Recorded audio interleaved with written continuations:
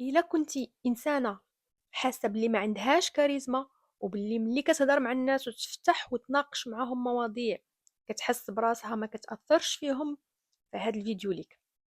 غنكتشفوا فيه سلوكيات الأنثى اللي عندها كاريزما، وفي آخر الفيديو غنقول لكم على أسرار اللي تخلي عندك كاريزما وتأثير على الناس. السلام عليكم، معكم قناة صحوة روح مهتمة بعلم النفس وتقدير الذات. نتمنى كلكم تكونوا بخير وعلى خير. وقبل ما نبداو هاد لا فيديو غنعطيكم بعدا سلوكيات الكاريزما الأنثوية. المرأة المميزة كتبان في إتقانها السلوكيات نابعة من جمال العقل والقلب، فكتلقايها مترفعة على بعض الأمور، فبقدر جمالها الداخلي كتلقايها ترتقي، ما كتعمرش راسها بكاع المواضيع. كتلقاي جزء كبير من الجمال ديالها كيتمحور حول العقل ديالها والفكر ديالها. إنسانة متأملة، إنسانة متأنية في الحديث ديالها، تحسن التأني، لذلك كتلقاي الجمال ديالها كيزيد. دقيقة في الحركات ديالها وكتستمتع بحديثها لا مع الصغار ولا مع الكبار. تجيد كذلك فن الصمت وكتبعد على كثرة الترترة والكلام الفاضي. الجمال ديالها الداخلي كيخليها بعيد على الغرور، الكبر، ما فيهاش سوء الظن ونكران الجميل. وسر من أسرار الأنوثة أن جمال العقل والقلب كيبان على الجسد بقوة الحضور الشخصي والكاريزما. فباش تبني شخصية قوية وتعيشي حياتك فيها هاد المواصفات اللي ذكرت لك، أول حاجة خاصك تصرفي على طبيعتك وما تحاوليش تقلدي شي واحد. التصرفات اللي ماشي ديالك كينقصوا من قيمتك وكيبينوك ضعيفة قدام الناس. كوني مقتنعة بداكشي اللي كديري وبيني القوة ديالك والمميزات ديالك بلا ما تحشمي، وما تحاوليش تصنعي او لا تمثلي واحد الدور ديال الشخصية اللي ماشي هي شخصيتك لانها غادي تبان من بعد. ثاني حاجة، بيني القوة ديالك والمميزات ديالك بدون خجل. الا كنتي ذكية خلي الناس يلاحظوا الذكاء ديالك. الا عندك واحد الموهبه بينيها، وفاش يمدحك شي واحد قولي لي شكرا بلا ما تقولي لي لا لا بزاف عليا، لا لا ماشي حتى لهاد الدرجه، لا عادي. الا قال لك شي واحد فلانه راه انت فيك واحد الميزه زوينه، اوكي شكرا بكل ادب وحكمه، فهذا راه حقك عادي.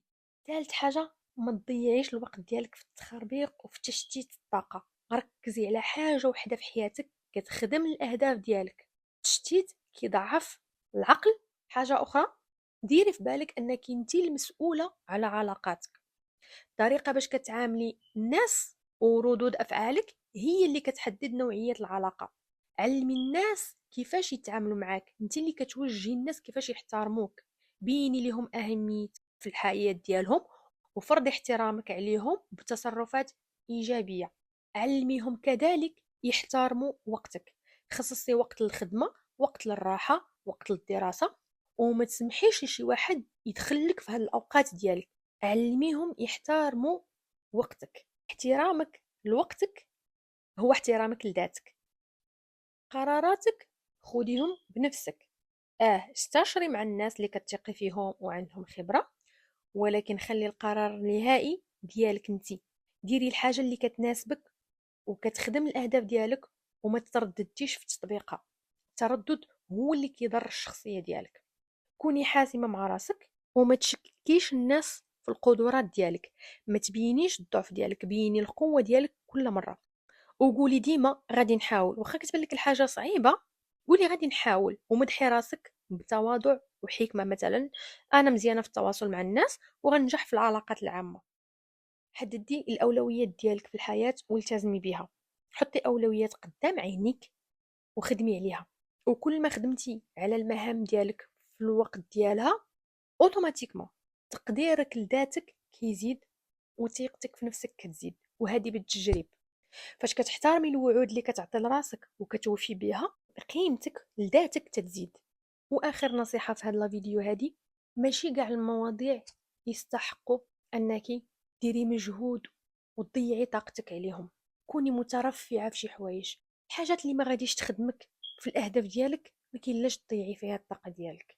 كثرة النقاشات اللي ما عندها حتى شي فائدة حاولي تفاديها. وفري مجهودك وطاقتك الحاجات اللي غادي يخدموك انت في حياتك، يخدموا الاهداف ديالك. فهذا ما كان في هذا الفيديو، فيديو قصير وخفيف ظريف، نتمنى يكون فادكم. وإلا استفدتوا شاركوه مع الأصدقاء ديالكم، وكيف ديما كنبغيكم وبسلامة.